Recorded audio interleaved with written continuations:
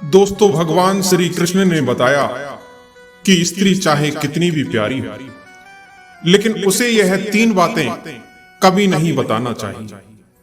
दोस्तों, एक बार नारद भगवान श्री कृष्ण से मिलने द्वारिका पहुंचते हैं।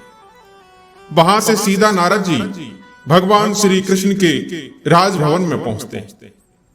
नारद जी देखते हैं कि भगवान श्री कृष्ण स्वर्ण से बने हुए सिंहासन पर गौ माता के साथ में विराजमान है। नारद जी कहते हैं, हे प्रभु, पहले तो आप मेरा प्रणाम स्वीकार करिए। फिर आगे कहते हैं कि हे प्रभु, आज मैं आपके पास कुछ प्रश्नों के उत्तर जानने के लिए आया हूं। भगवान श्री कृष्ण कहते हैं, कहो नारद, आप अपने प्रश्न निसंकोच होकर पूछें। नारद जी कहते हैं कि हे प्रभु, मैं यह जानना चाहता हूं कि वह कौन सी बातें हैं जो स्त्रियों को कभी नहीं बतानी चाहिए। तभी भगवान श्री कृष्ण कहते हैं, नारद, आज आपने अति उत्तम प्रश्न किया है। इस प्रश्न में समस्त मनुष्य जाति का कल्याण छुपा हुआ है। नारद, आज हम आपको बताते हैं कि वह कौन सी 3 बातें हैं जो स्त्रियों को कभी नहीं बतानी चाहिए।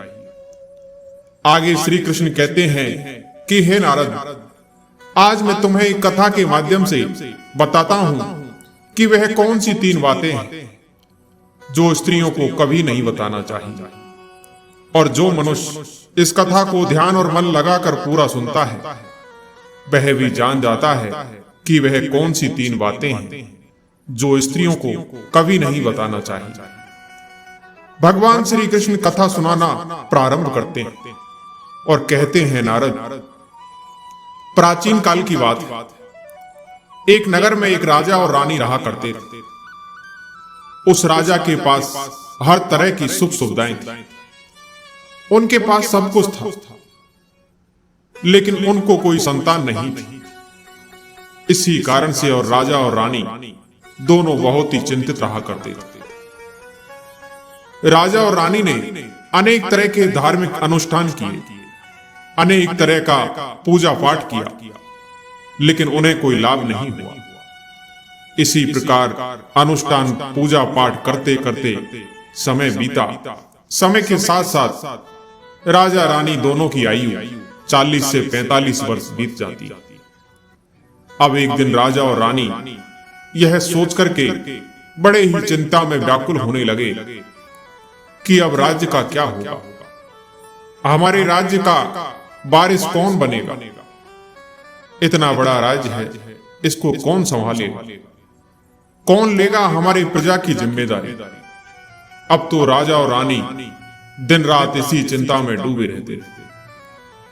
उनको खाने पीने की सुध भी नहीं रहती थी। श्री कृष्ण कहते हैं, नारद, एक दिन सुबह सुबह की बात कि राजा के दरबार में एक साधु आता है। दासी दौड़ करके रानी के पास जाती और कहती है कि रानी साहिबा, दरबार में कोई भिक्षा मांगने भिक्षुक आया है। तभी रानी दासी से कहती है कि यह मेरा अंतिम दान धर्म है। इसके बाद में अपने हाथों से कोई दान नहीं करने वाली। रानी चावल से भरा हुआ एक कटोरा हाथ में लेकर के बाहर आती है और साधु की झोली में डाल देती है।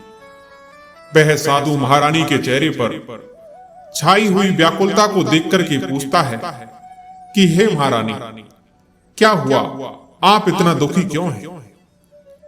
रानी उस साधु को अपनी दुख भरी कहानी रोते हुए बताने लगी।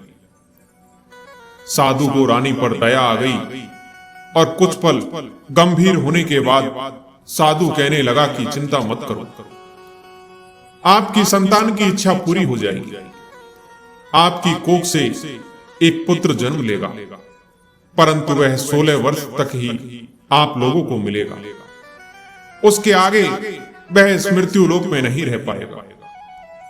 इससे बढ़कर आपको कुछ देना मेरे लिए संभव नहीं।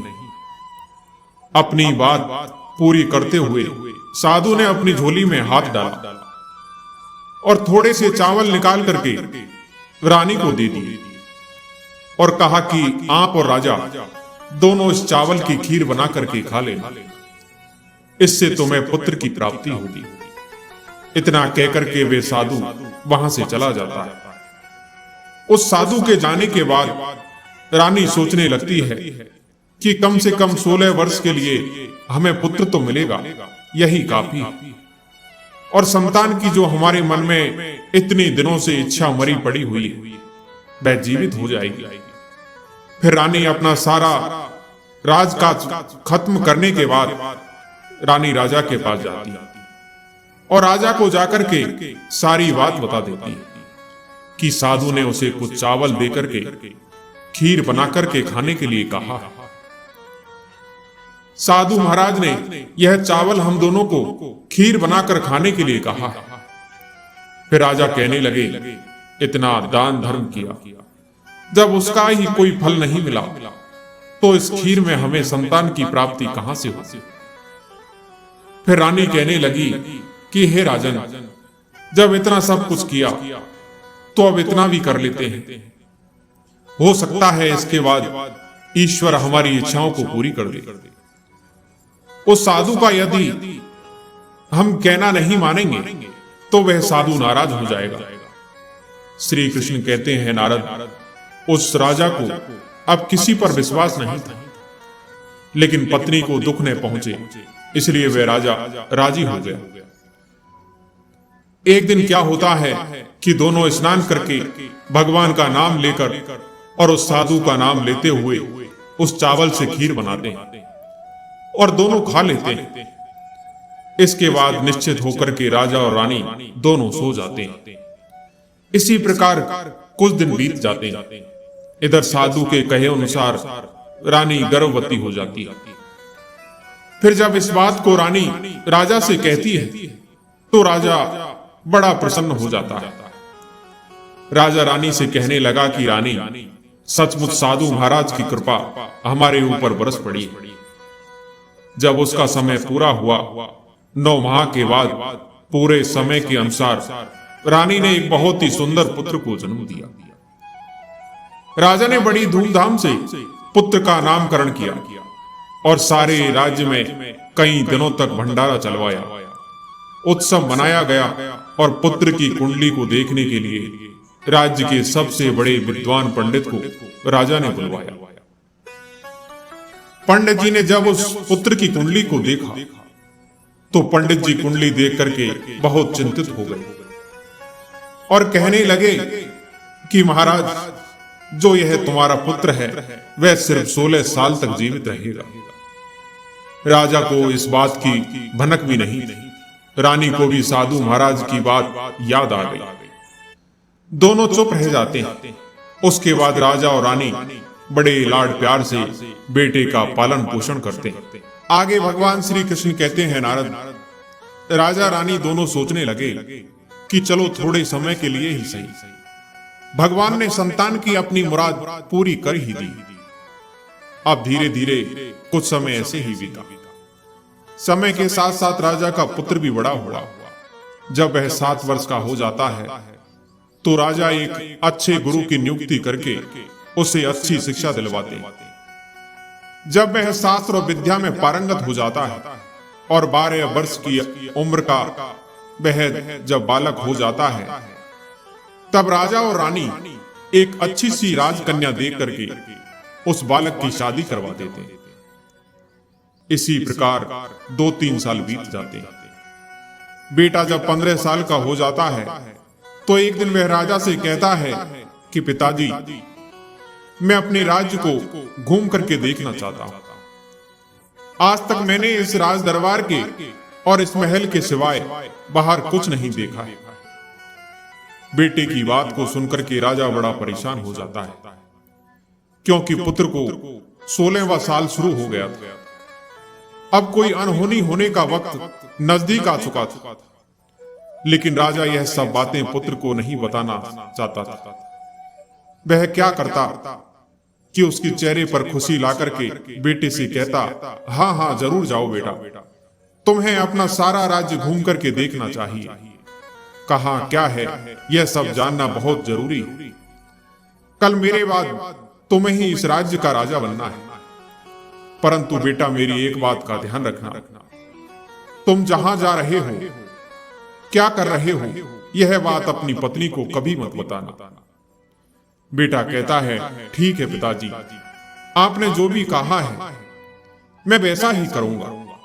एक दिन क्या होता है कि पत्नी के साथ मौज मस्ती करता है, खुशियां मनाता है और रात को ठीक 12 बजे बिस्तर से उठ करके बाहर चला जाता है।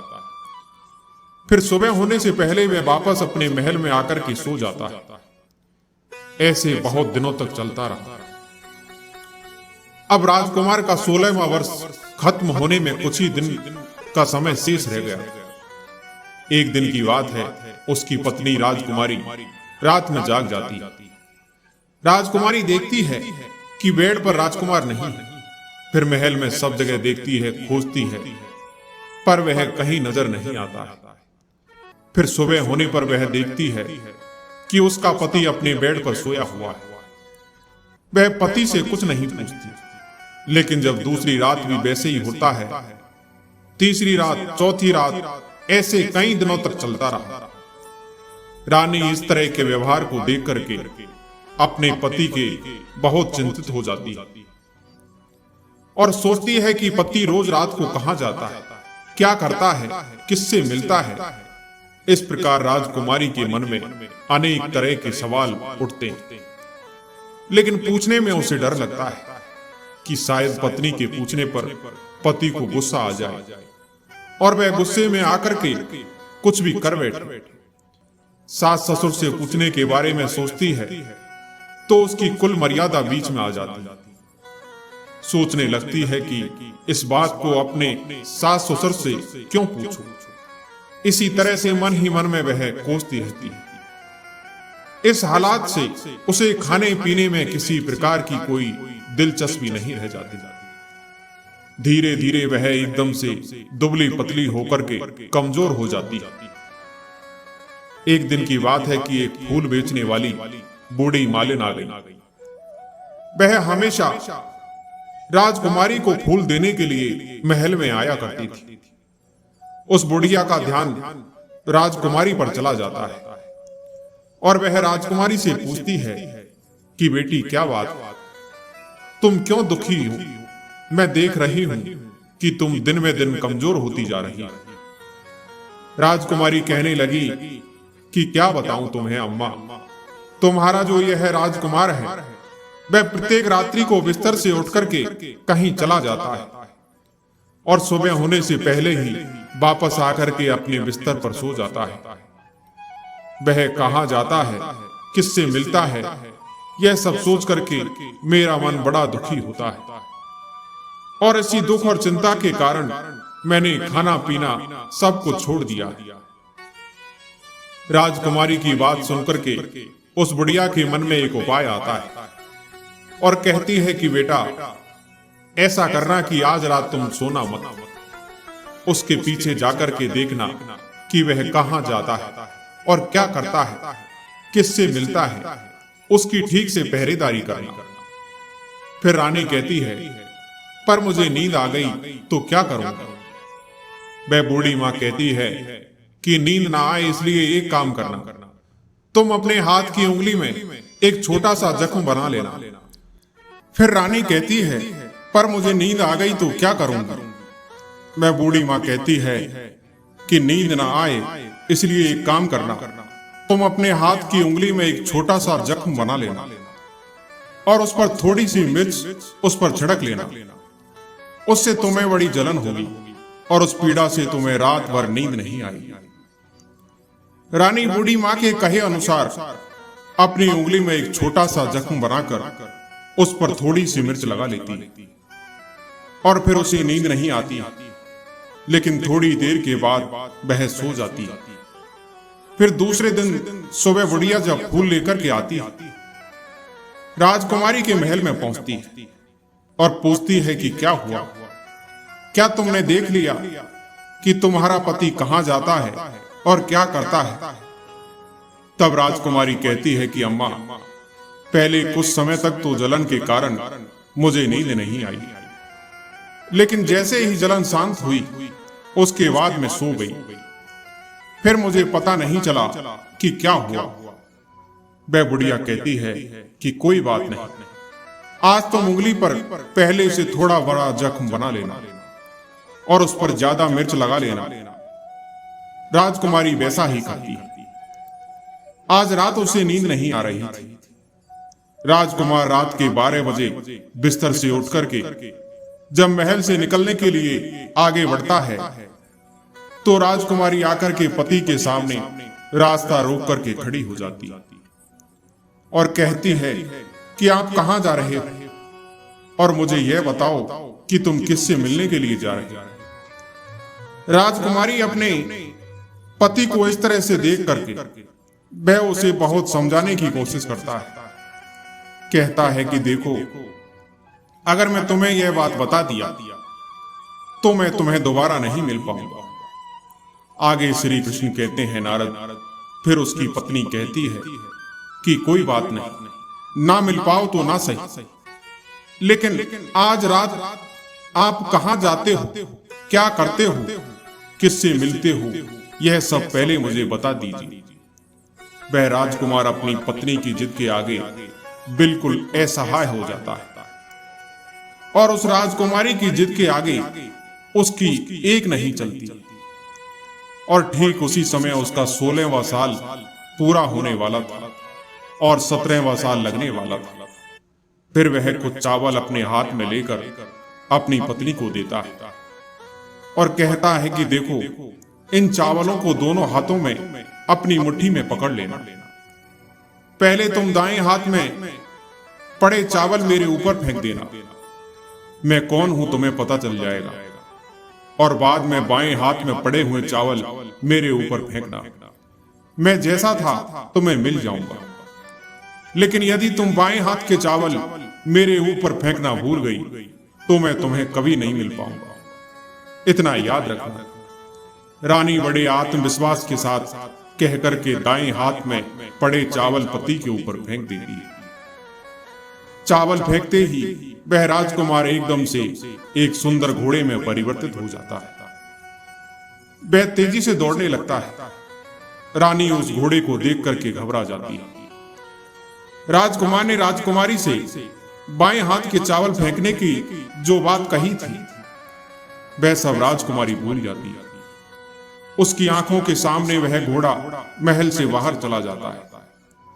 घोड़ा जो महल से बाहर जाता है तो वापस नहीं आता है। अब राजकुमारी को बड़ा पश्चाताप होता है। अब वह स्वयं को कोसने लगती है, लेकिन अब क्या हो, राजकुमार तो अब वापस नहीं आने वाला।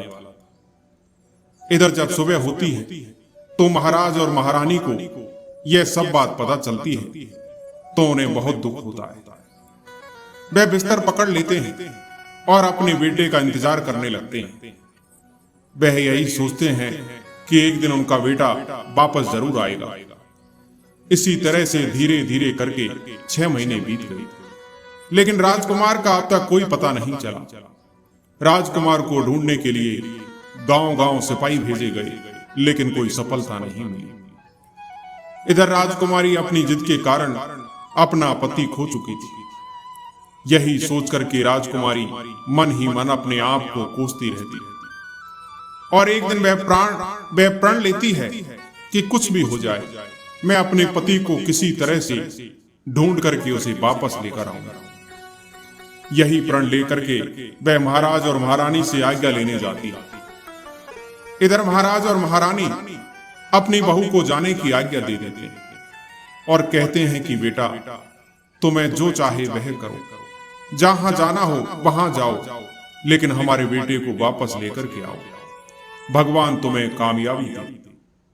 अब रानी क्या करती है, वह एक भेष बदल करके एक सेठानी बन जाती है और अपने साथ कुछ नौकर और दासियों को लेकर के थोड़ा सा कुछ सामान अपने साथ में लेकर राज्य की सीमा पर चली जाती है और वहां एक धर्मशाला खोल लेती है। वह वहां आने वाले सभी यात्रियों को मुफ्त में खाना खिलाने लगती है और उनसे कहती है कि तुम्हें जो खाना खाना है वह खाइए। उसके लिए एक शर्त है कोई अजीब कहानी राजकुमारी को बतानी होगी। अब तो वहां आने वाला हर मुसाफिर अपनी तरफ से कुछ ना कुछ सुनाकर जाता और वहां से मुफ्त का खाना खाकर के जाता। परंतु राजकुमारी को जो बात जाननी थी वह अभी तक सुनने को नहीं मिली। ऐसे कई दिन बीते। एक दिन क्या होता है कि राजकुमारी के महल में फूल लेकर के आने वाली बुढ़िया अपने घर का खाना बनाने के लिए इधर उधर से कंडे बीन कर लाती, जिससे उसका घर का भोजन बनता था। इसी तरह वह बुढ़िया एक दिन अपने सिर पर टोकरी लेकर के चरवाहे के मैदान में गई। वहां बहुत सारे कंडे थे। उन्हें जमा करते करते उसे वहीं काफी अंधेरा हो चुका था। जब वह बुढ़िया अपने घर की तरफ निकली तो गांव का जो रास्ता था वह ठीक तरह से उसे दिखाई भी नहीं दे रहा था, और वहां अंधेरे में अपनी आंखें फाड़ फाड़ करके देखती, पर किसी तरह से वे आगे चल नहीं रही थी। फिर तभी एक सुंदर सी सफेद गाय छन छन की आवाज करते हुए, जिसके गले में एक घंटी थी, उसे ऐसा प्रतीत हो रहा था कि जैसे वह भगवान श्री कृष्ण की गौ माता है। वह ठुमक ठुमक कर उस मैदान की ओर आ रही, और उसे देख करके बुढ़िया सोचने लगी कि इस गाय के पीछे पीछे जाऊंगी तो गांव तक मैं अवश्य पहुंच जाऊंगी। यही सोच करके वह बुढ़िया उसके पीछे पीछे चलने लगी। वह गाय उस मैदान को पार करती हुई आगे बढ़ रही थी। तो वहां का क्या होता है कि उस मैदान पर एक कोने में एक बड़ा सा पत्थर था। तभी गाय ने जाकर के उस पत्थर को अपने सींग से हटा दिया। पत्थर के हटते ही वहां पाताल में जाने के लिए नीचे सीढ़ियां दिखाई देने लगी। जब वह गाय उन सीढ़ियों से जाने लगी तब बुढ़िया यह सब देखती रही और झट से जाकर के उस गाय की पूंछ को पकड़ लेती है, और पूंछ पकड़ करके वह गाय के साथ साथ नीचे पाताल लोक में पहुंच जाती है। पाताल में पहुंचते ही तुरंत गाय की पूंछ को उस बुढ़िया ने छोड़ दी और इधर उधर देखने लगी। वहां बुढ़िया ने देखा कि पाताल लोक में सभी जगह तो जगमगाहट दीप जल रहे हैं और तेज रोशनी गाय के ऊपर पड़ती है, और वहां अद्भुत अजीब तरह की घटनाएं घट रही हैं। गाय के वहां पहुंचते ही गाय के गले में रस्सी पड़ जाती है, और छम छम करके कोई दुधारी उस गाय का दूध निकालने लगा। लेकिन जो भी उस गाय का दूध निकाल रहा था वह दिखाई नहीं दे रहा। बुढ़िया यह सब देख करके बहुत घबरा गई। सोचने लगी कि कहां जाकर के मैं फंस गई। यहां वहां छिपने की वह बुढ़िया जगह ढूंढने लगी, लेकिन उसे कहीं जगह नहीं मिली। हर तरफ उजाला था। फिर आगे भगवान श्री कृष्ण कहते हैं, नारद, अब तो एक कोने में जाकर के वह बुढ़िया खड़ी हो गई। जो कुछ भी सामने हो रहा था उसे वह चुपचाप देखने लगी। कुछ पल के बाद वहां झट से एक सफेद घोड़ा आया, और वहां 2 कुंड थे। उसमें एक कुंड में उस घोड़े ने छलांग लगाई और ऊपर आ गया। लेकिन अब वह घोड़ा एक राजकुमार का रूप ले चुका था। राजकुमार बनने के बाद उसने दूसरे कुंड में स्नान किया, वहां रखे नए नए कपड़े पहने, और एक सुंदर पलंग पड़ा था उस पर आकर के बैठ गया। उसके सामने अपने आप पकवानों की थाली आ गई और पीने के लिए दूध की प्याली आ जाती है। इतना सब होने के बाद वहां एक तोता आता है। राजकुमार ने खाना खाया, दूध पिया, और बिस्तर पर लेटने से पहले वह भगवान का स्मरण करके उसके सामने बैठे हुए तोते से पूछने लगा कि तोते, टी टी मत कर, मेरे माता पिता क्या कर रहे हैं यह बता। तब तोता कहने लगा, महाराज, बेटे के शोक में भी डूबे हुए हैं। वह कहने लगा कि राज्य को कौन संभाल रहा है। तोता कहने लगा कि राज्य को मंत्री संभालता है। राजकुमार ने पूछा कि मेरी पत्नी क्या करती है। तोते ने कहा, उसने चौराहे पर आकर के एक धर्मशाला खोली है, और आने जाने लोगों से वह हर रोज नई खबर के बारे में पूछती है और उनको मुफ्त में खाना खिलाती है। तोता की इन बातों को सुनकर राजकुमार कहने लगा, ठीक है। उसके बाद वह सो गया। बुढ़िया कोने में खड़ी होकर के यह सब कुछ देखती रही। ऐसी अद्भुत घटना उसने जिंदगी में पहली बार देखी थी। उसे अंदर ही अंदर बड़ी व्याकुलता होने लगी। वह अपनी भूख प्यास सब कुछ भूल करके आगे क्या होता है यह देखने के लिए व्याकुल होने लगी। लेकिन उसके बाद और कुछ घटनाएं नहीं घटी। इसी तरह से रात बीत गई। इधर सुबह हो गई। सुबह होने पर पलंग पर सोया हुआ वह राजकुमार उठा और फिर से पहले वाले कुंड में छलांग लगाया और वह फिर से घोड़ा बनकर के कुंड से बाहर आ जाता है। और बाहर आते ही वह तेजी से उस पाताल नगरी के बाहर निकल जाता है। लेकिन वह कहां गया बुढ़िया को कुछ पता नहीं चला।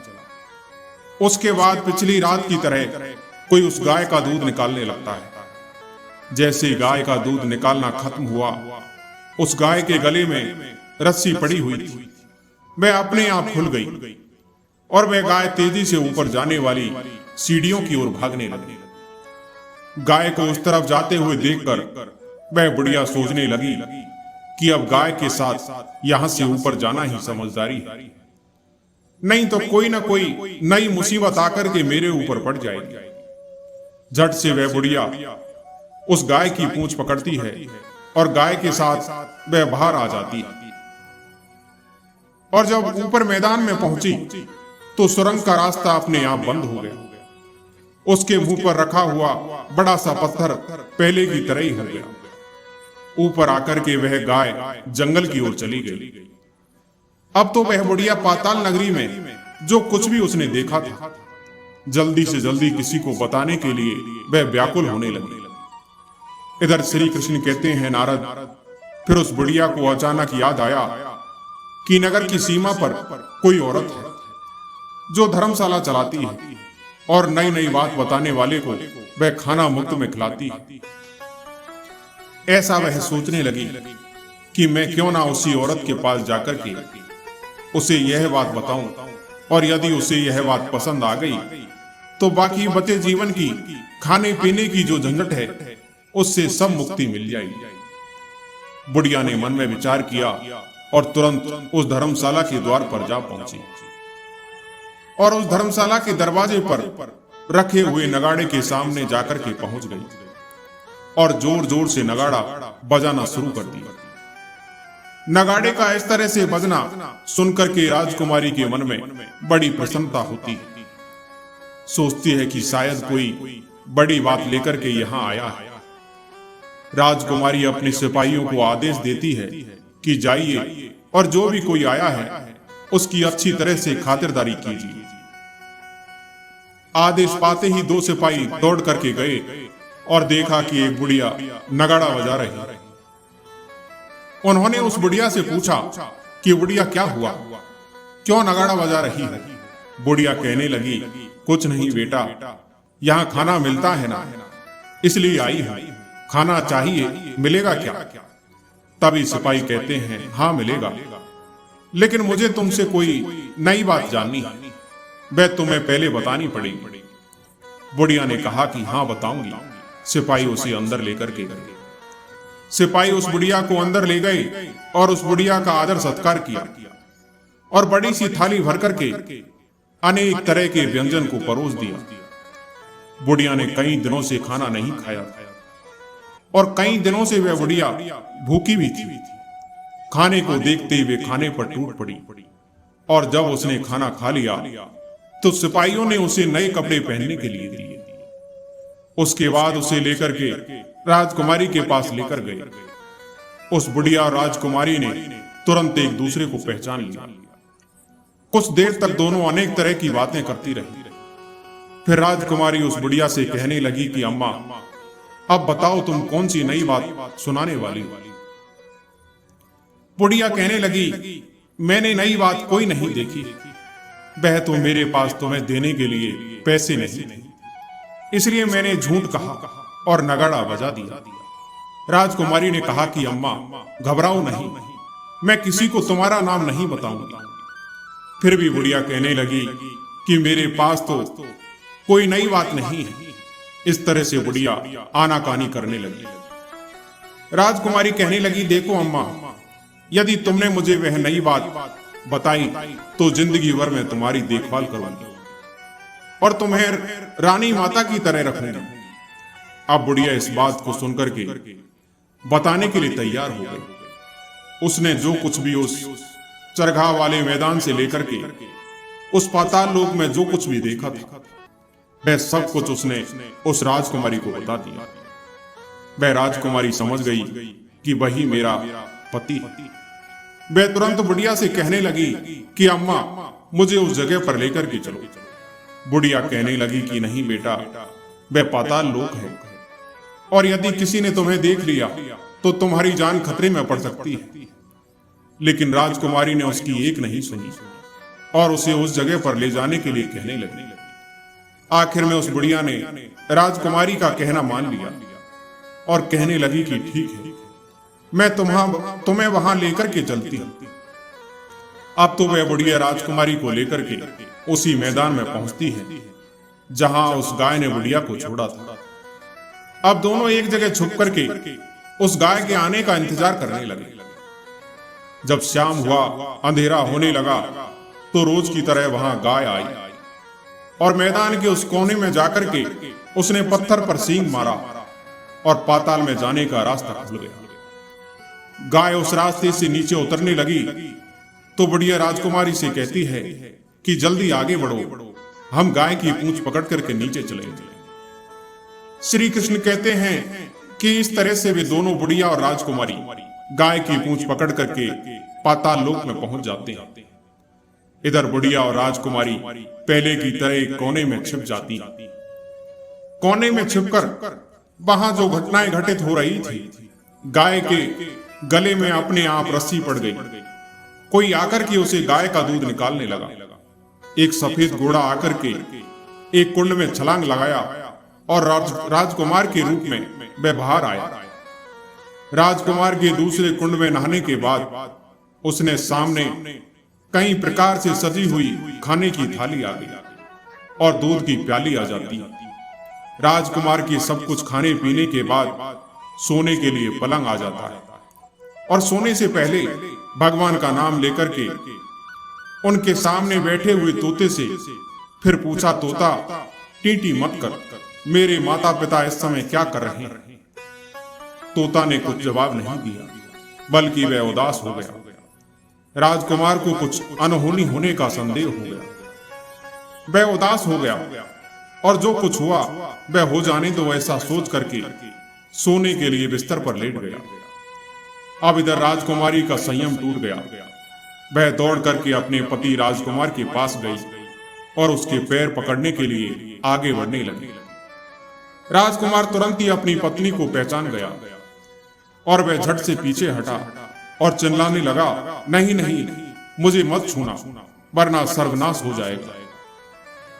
राजकुमारी ने दोनों हाथ जोड़कर अपने पति से अपनी भूल की माफी मांगने लगी और कहने लगी, स्वामी, मुझसे बड़ी भूल हो गई है। मुझे आपसे कुछ नहीं पूछना चाहिए कि रात को कहां जाते हो। मैं अपनी भूल स्वीकार करती हूं। मुझे मेरी भूल की सजा मिल गई। अब आप घर चलो। पुत्र शोक में आपके माता पिता ने बिस्तर पकड़ लिया है और आपकी प्रजा बड़ी दुखी है। ये सब सुनकर राजकुमार कहने लगा, वही तो एक बार तुम गलती कर बैठी, अब दोबारा मत करना, नहीं तो तुम्हें जो दिख रहा हूं वह भी नहीं दिखूंगा। रानी रोने लगी, जोर जोर से जमीन पर सर पटकने लगी। अब राजकुमार के मन में रानी के लिए दया आ गई। वह उससे कहने लगा कि यदि तुम मुझे पाना चाहती हो तो तुम्हें एक काम करना होगा। काम बड़ा कठिन है और वह काम तुम्हें अकेले ही करना होगा। राजकुमारी ने कहा, कहो कितना भी कठिन काम हो, मैं उसे पूरा जरूर करूंगा।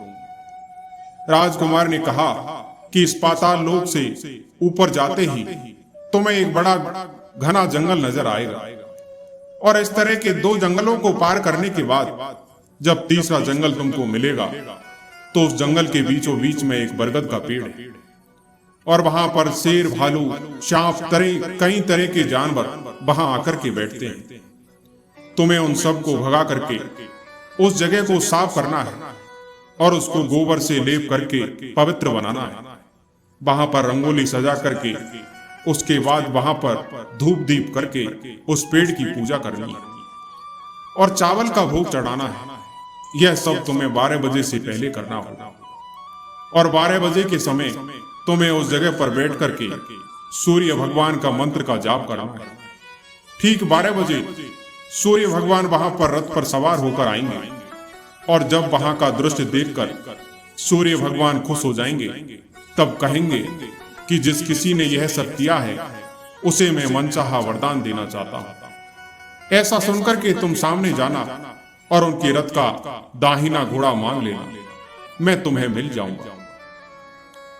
श्री कृष्ण कहते हैं, नारद, इतना कहकर के वह राजकुमार अपने पलंग पर जाकर के सो गया और राजकुमारी और वह बुढ़िया सुबह होने का इंतजार करने लगे। सुबह होते ही वह बुढ़िया के साथ गाय की पूंछ पकड़ करके ऊपर आ गई। ऊपर आने के बाद वह बुढ़िया से कहने लगी, अम्मा, अब मैं अकेले आगे जाऊंगी, तुम धर्मशाला को वापस चली जाओ। इधर राजकुमारी जंगल में जाकर के राजकुमार के बताए अनुसार उस बरगद के पेड़ को ढूंढती। ढूंढते ढूंढते उस राजकुमारी को बरगद का पेड़ दिखाई देता है। राजकुमारी के कहे अनुसार उस जगह से सब कुछ हटा करके साफ सफाई करती है और राजकुमार के बताए अनुसार धूप दीप करने के बाद भगवान सूर्य देव का स्मरण करने लगती है। जैसा कि उसके पति ने बताया था कि दोपहर को ठीक 12 बजे सूर्य भगवान का रथ उस स्थान पर आकर के रुक गया। सूर्य भगवान ने जब रथ से नीचे देखा तो सुगंधित वातावरण देख करके वह बहुत प्रसन्न हुए और कहने लगे कि जिस किसी ने यह काम किया है वह यहां आकर के मुझसे मनचाहा वरदान मांग ले, मैं उसे अवश्य वरदान दूंगा। राजकुमारी ने जब यह शब्द सुने तो बिना किसी संकोच के दौड़ करके वह सूर्य भगवान के सामने गई और उनको प्रणाम करके कहने लगी कि हे भगवान, मैंने इस जगह को साफ किया है। इतना सुनने के बाद भगवान सूर्यदेव कहते हैं कि बेटी, तुम्हें जो चाहिए वह वरदान मांग लो। फिर राजकुमारी कहती है कि भगवान, मुझे आपके रथ का दाहिना घोड़ा चाहिए। सूर्य भगवान बोले, नहीं नहीं, मैं तुम्हें इसे नहीं दे सकता।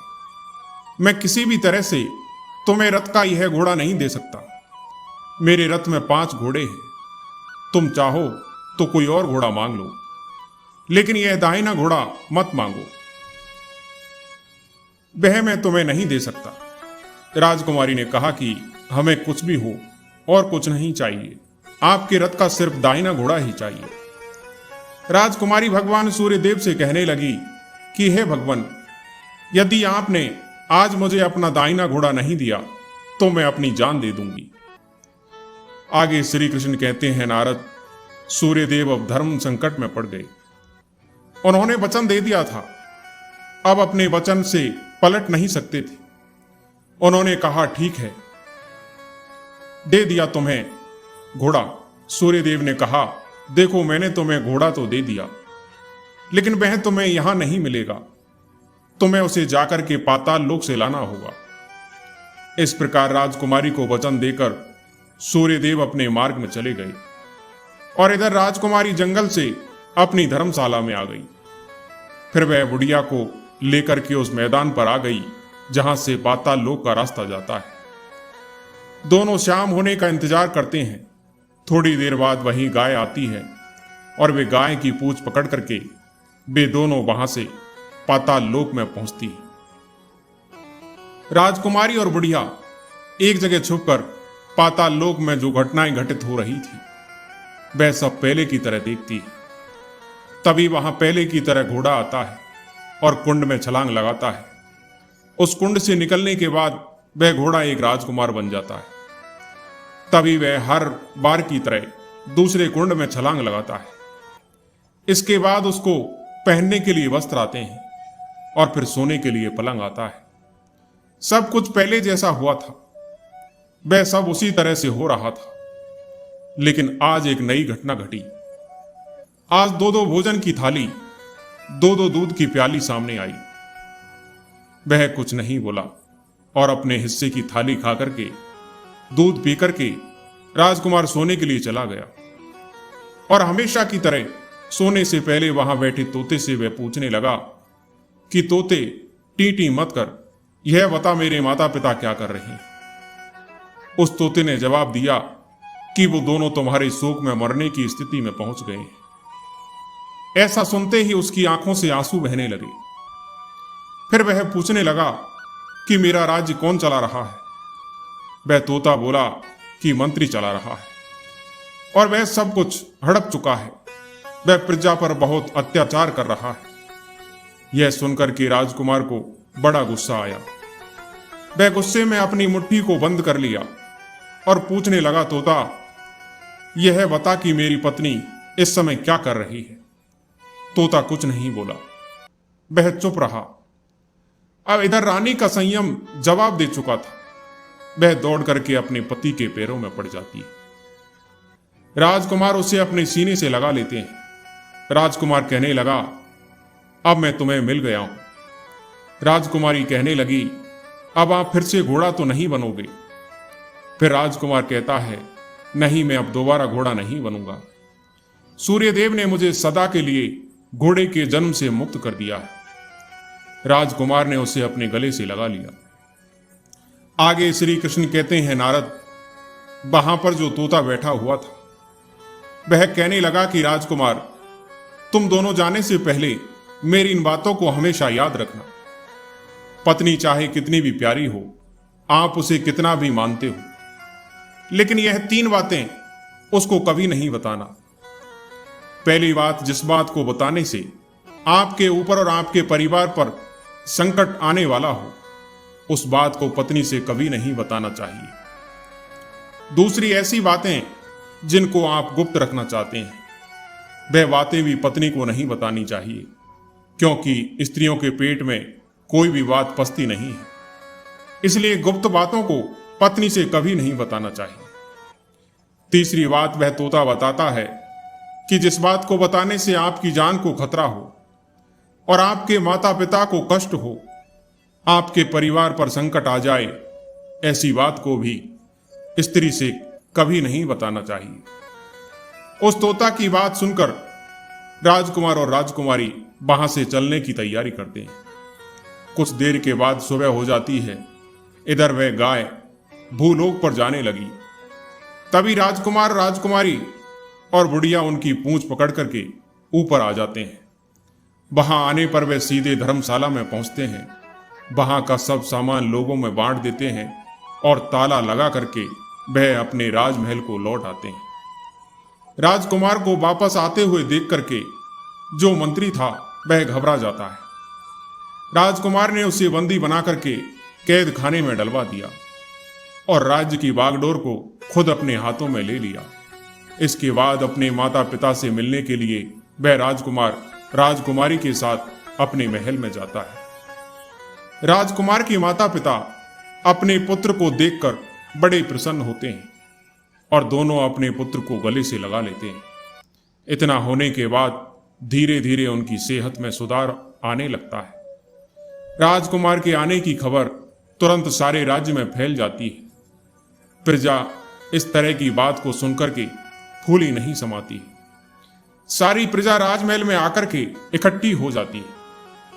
राजकुमार ने उन्हें दर्शन दिया और आज से उन्हें किसी भी प्रकार का कोई दुख नहीं पहुंचेगा, ऐसा वचन देकर के वह राजकुमार अपने सिंहासन पर जाकर के बैठ जाता है और एक अच्छा राजा बनकर के अपने अच्छे राज्य को अच्छी तरह से वह चलाने लगता है।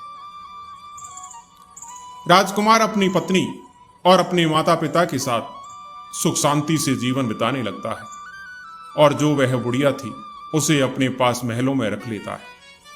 दोस्तों, इस प्रकार से भगवान श्री कृष्ण ने नारद जी को बताया कि वह कौन सी 3 बातें हैं जो स्त्रियों को कभी नहीं बताना चाहिए।